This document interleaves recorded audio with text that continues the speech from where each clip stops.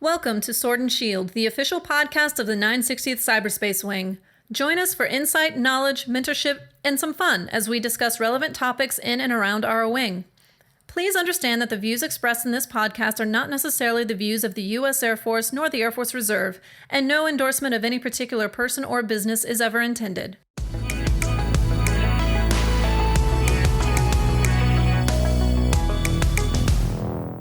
Good day, gladiators. Thank you for listening to another episode of the Sword and Shield podcast. It's Francis Martinez, Director of Psychological Health for the 960th Cyberspace Wing, here with a guest, retired Chief Master Sgt. Todd Simmons. Welcome, Chief. Thank you for joining us today. Hey, good morning. Hey, I really appreciate the invite, and definitely happy to be out here and share some time with you and the team. Absolutely. I'm really excited to have you a part of this podcast. And, we're always talking about resiliency. I heard your story at the Department of the Air Force Resiliency workshop, and I really wanted your story to be shared across our wing. When we talk about, mental health, suicide, resiliency, you encompass all of that and how you overcame all of your challenges. And I want people to know that, you can always come out of the other side, and it doesn't always have a negative impact. And that's the stigma within the military. That's, what we're trying to demystify right now. Absolutely. And I appreciate you guys' efforts in this, because it's about communication, right? It's about breaking down those artificial barriers that we have to thinking that there is not help, there's not people out there who are willing to lend a hand. So, I am excited to be here today, and definitely excited to be part of keeping the conversation going. Yeah, absolutely. So why don't you tell us a little bit about your background? I know that we just talked a little bit, and then you said you're very happy being retired. So if you want to talk a little bit about your military career, and then what you're doing today. Oh, awesome. Yeah, so, I joined the Air Force in 1994, so came in as a security forces defender, spent 20 years as a defender. And I'm an honest person, just like a lot of our airmen, a lot of our civilians, a lot of our officers out there. You come in, you're young, you're not sure what you want to do. And honestly, being a defender wasn't it. And but I became a security force defender, and I absolutely fell in love with the career field. And I spent 20 years as a cop, and then I became the command chief at Edwardson, ultimately command chief at Air University up at Maxwell, where I retired 25 and a half years in service. Happily retired, married with 2 kids, met my wife as an A1C, and we got married 120 days later, and two beautiful daughters at 24 and 19, and retired. And I live in the DC area, where I started my own leadership development company, where we do everything from resiliency training to leadership training to certifications, and it's just discovering myself after 25 years in the military, starting as an 18-year-old kid. So this last 18 months has been a journey of self-discovery, a lot of golfing, top golf membership that I go to every other day, a lot of just, those friendships that, you thought you didn't have time for, and things you didn't have time for, just being honored, blessed to have the opportunity to still be in a position to now give back to my community and just give back to my family and friends, and be Todd Simmons, more importantly. Discover who Todd Simmons is instead of Chief, which was my first name for about 7 years. So happy to be here. Well, it's always difficult. I know my husband just retired in February after 20 years of service in the Air Force. And so it's always difficult, that transition phase, right? And I know you're 18 months post retirement, but how did you, start that self-discovery, and what did that look like for you? Man, it looked, I will tell you, it looked very beautiful and very ugly at the same time. And I'm just very honest, right? Because, coming in as an 18-year-old kid, and I know we'll get into it, and facing a lot of the challenges I had, early in my career and middle in my career and toward the end of my career, and overcoming a lot of those things, it was, I kind of, stepped away from the Air Force and I had a plan. I think I had a pretty solid plan, and most of us do. But you cannot plan for not being who you were for 25 years and what that's going to feel like because you've never done it. So I will tell you, it was about 3 or 4 months of some very tough self-discovery of, who am I? What am I? What am I really not going to do like for jobs or, for finances or anything? But, what am I going to do to make myself feel fulfilled and to feel like I have a purpose every day? What am I, and I took a couple of months and I will tell you, the same networks, and the same methods that got me through some of my earliest challenges in the military, overcoming, all kinds of stuff, is what I reverted back to for the self-discovery journey. I reverted back to the friends, the trusted relationships, old commanders, old first sergeants, people who now were retired, and just really went and hung out and became who I was, grew my beard and just hung out in the backyard and let life just come at me and not just try to run toward it. And I tell you, it just was a great thing to try to do and take some time for yourself. And I joked about the Topgolf membership, but it was one of the greatest things I did. I went and got a Topgolf membership next to my house, and I spent about 5 or 6 hours at Topgolf, about 4 days a week.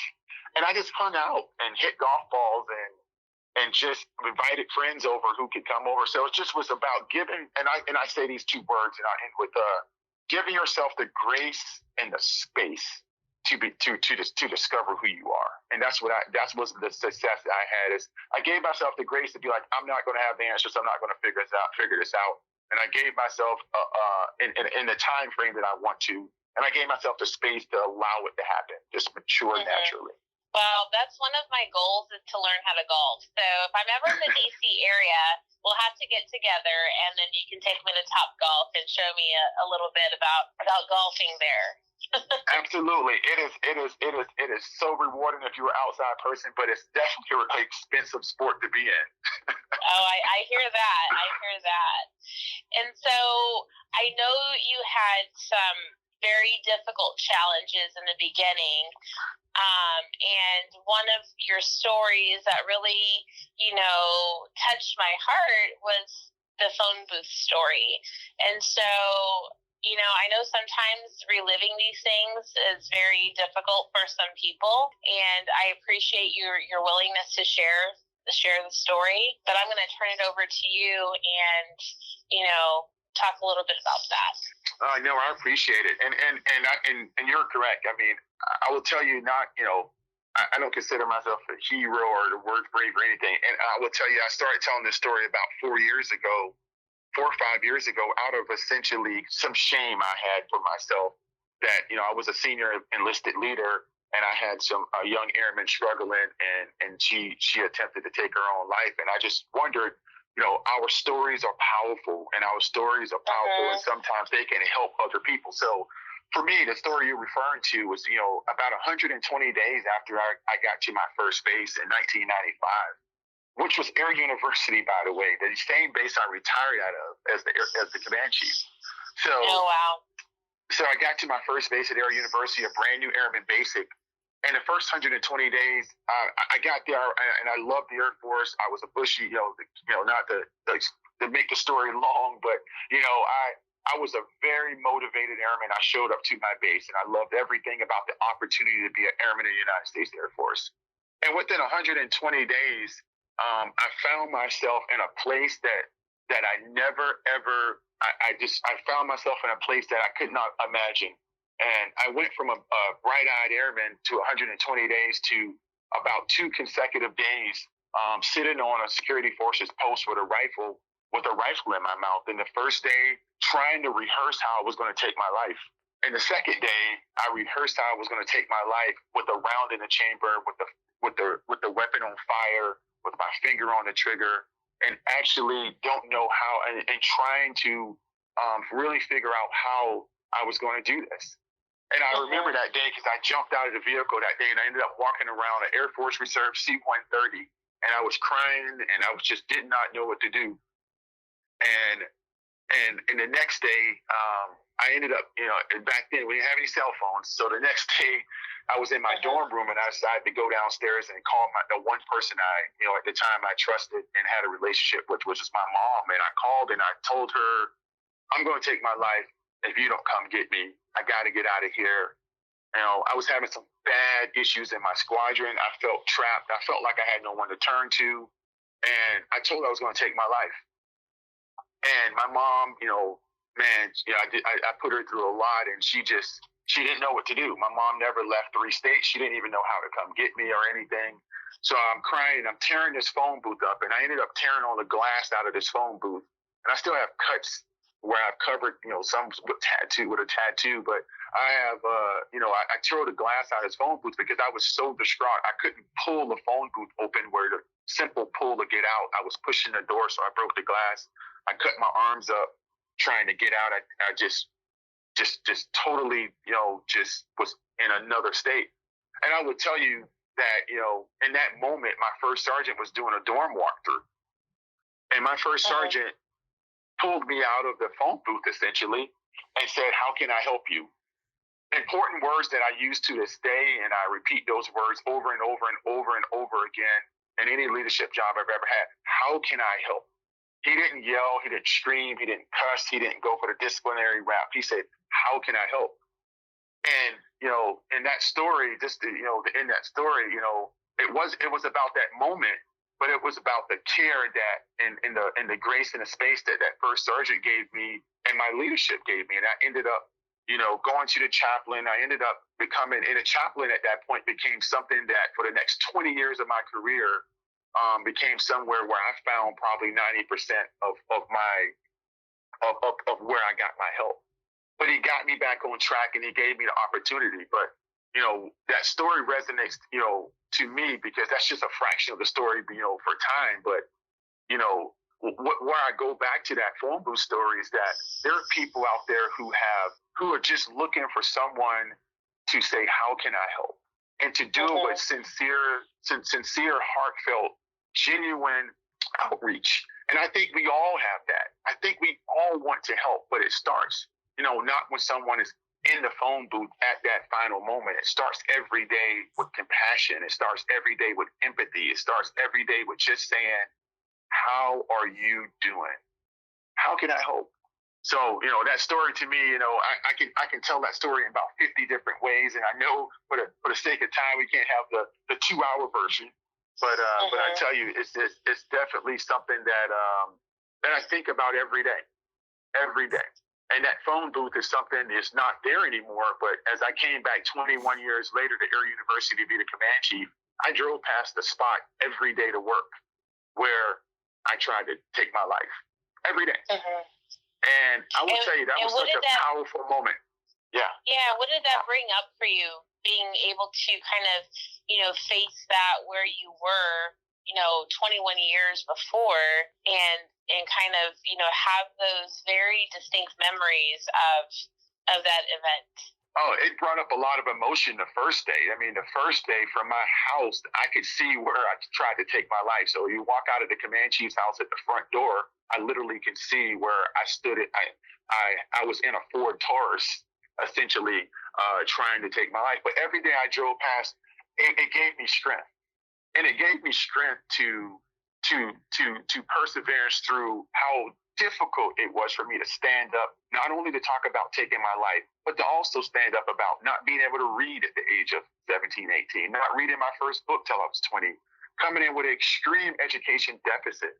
It gave me strength to know that my story is powerful, that this 18-year-old kid that came in the Air Force on an ASVAB waiver, came to his first base, which is the largest university system in the world, tried to take his life, is standing here as the senior enlisted leader for the largest university in the world and as a college professor for the last 15 years.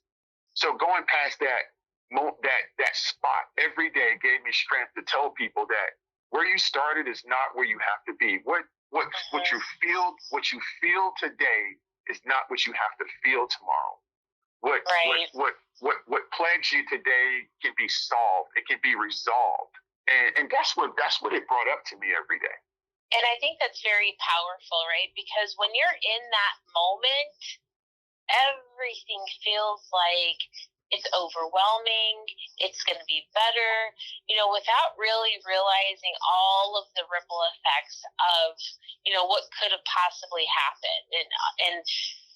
And it's important to, talk about all of these things that no matter how monumentous your problem feels, there's always a solution. And suicide is not that solution. I wholeheartedly agree. And I will tell you that 19-year-old Todd Simmons, the strength of how can I help, and the strength of learning those skills, and the strength of people surrounding me with the compassion and empathy, it actually saved my life 2 more times. Because, I tell people at the end of the day, in the metrics that we measure in the United States Air Force, and that's not my metrics, that's the United States Air Force's metrics, I was successful. I had a successful career. I was a chief. I was a NAF command chief. I served 25 years. I had the blessing, the opportunity to work chief for 7 years. And that's great. I had a great career. But what people don't see behind the curtain is, as a tech sergeant, I was severely depressed and I had anxiety and I was in mental health. As a senior master sergeant, I did think about committing suicide. I lost the troop. I went through survivor's grief. I thought about so many dark days, but I had skills to get me past those things now. I had skills when I was a tech sergeant, when I was feeling anxiety and depression, to go, I need some help. I need to go talk to someone. I had the skills when I was a senior master sergeant to open up to my commander and say, hey, sir, I'm not good right now. I need to take a knee. I had the skills when I was a chief, command chief at the NAF level, working for a 3-star general, to walk into the medical group with command chief stripes on and my picture literally behind the desk of the airman first class and request to talk to the BHOP. I had the strength to go say that mental health is just a part of my health. And that's where I say, it's not, you can gain so much strength when you're feeling down. And I tell people, it's not about, you should never, we all try not to drive our cars with the gas light on, right? We do it sometime, and then we get this panicky feeling when the gas light comes on. And I tell people, do not wait till the gas light comes on in your life. You should actually you should have your tank should be 75% filled, and then you still should be like, why is my tank not filled? I need to go fill my tank up. And that's the way I look at when I always dealt with mental health post 1995. If I was walking around feeling like I was 75%, I was in the chaplain's office. When I felt like I was 50% as a tech sergeant, I needed mental health help. I needed a little more than what the chaplain could give me. When I was a senior master sergeant and I was having these thoughts and feelings again, my tank was not, but I never allowed my gas light to come on again. That was the most important lesson that I took in through my life. And that's the most important lesson that I share with people. Do not allow the problems of the world, which are just natural. We all are humans, but don't allow it to get so heavy until your gas light comes on. Go get help when you really don't even feel like you do need it. And I think the other important thing is to know that you post your, mental health treatment, you still had a fabulous career as far as, you've retired as a chief. And I think people just have that presumption or assumption that whenever, I'm going to go seek mental health and then there goes my career. I can no longer do what I want to do. And that's the whole fear, right?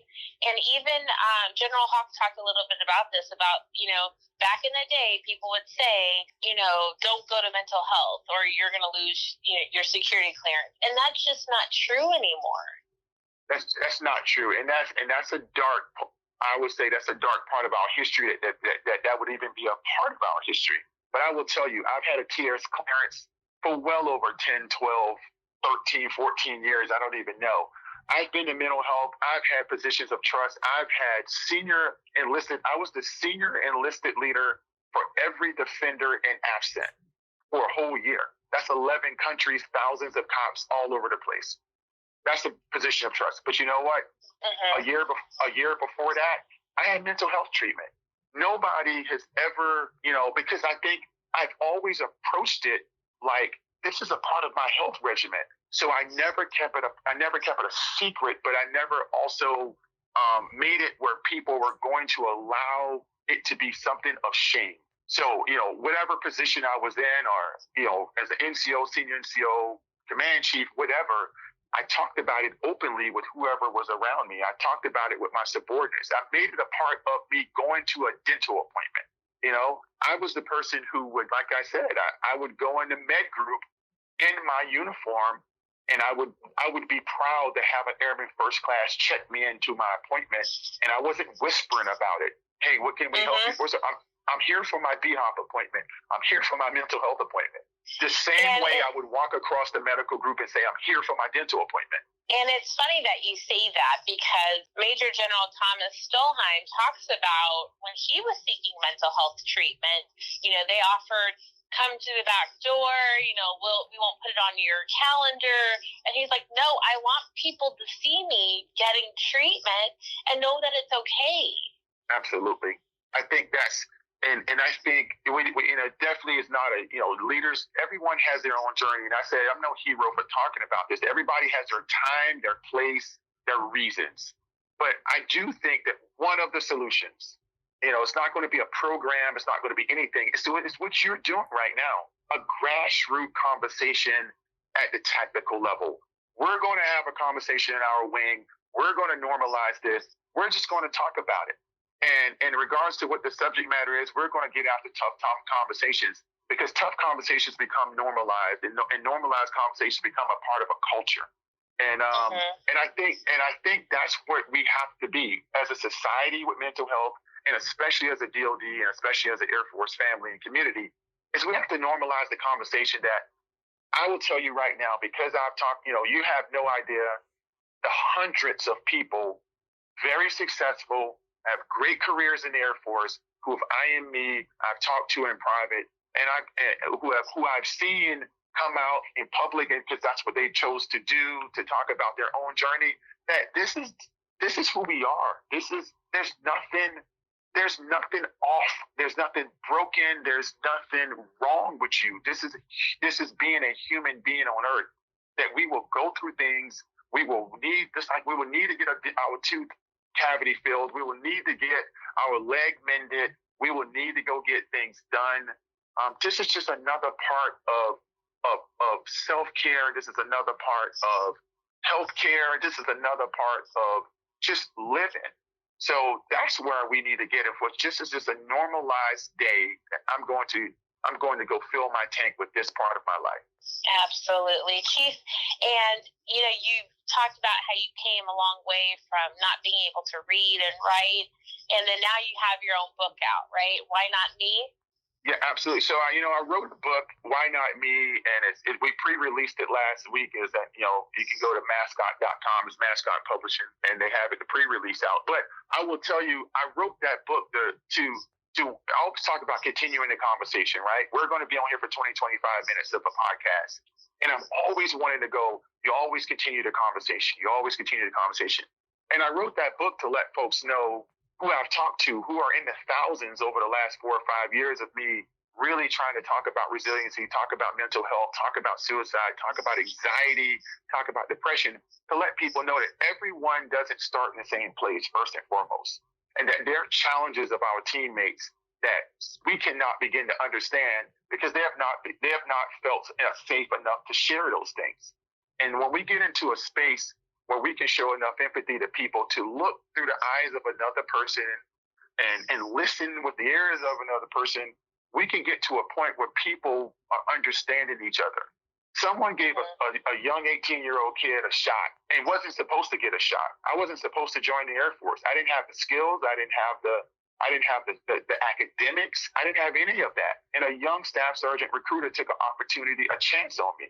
And I knew that day, and I know today, that I never wanted to let him down, because he literally took a chance on a kid that really did not meet what the Air Force called Air Force material. And I never let him down. So I wrote that book to let people know that your stories are powerful.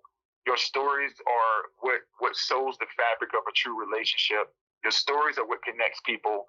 And it's just hopefully that's what folks can get out of it, is that, hey, my story hopefully can help someone. And if it helps somebody, that person can gravitate to help someone else. So that was the whole point of the book. Absolutely. And Chief, I can't even imagine how many people have done the same thing that you've done, severely, contemplated suicide to the point of just, right before pulling the trigger. And so I want to, always provide this information. So, anyone out there listening, if you or someone you know are contemplating suicide, contact the National Suicide Hotline at 1-800-273-8255. Chief, again, thank you so much for joining us today and sharing your story. I know it's always difficult reliving and retelling the stories, but I really appreciate you joining us today. No, thank you, and thank you to the team and anybody who wants to reach out. I keep the conversation going. Like I said, you can always find me at todd.simmons@courageouslead.com. todd.simmons@courageouslead.com. I'm willing to always continue the conversation for those who want to continue it. So thank you for what you're doing and what the team is doing, and I appreciate you. Absolutely, and congratulations on your retirement, your golf career now. And most of all, congratulations on your book, and I look forward to reading it. All right, thank you. Gladiators out.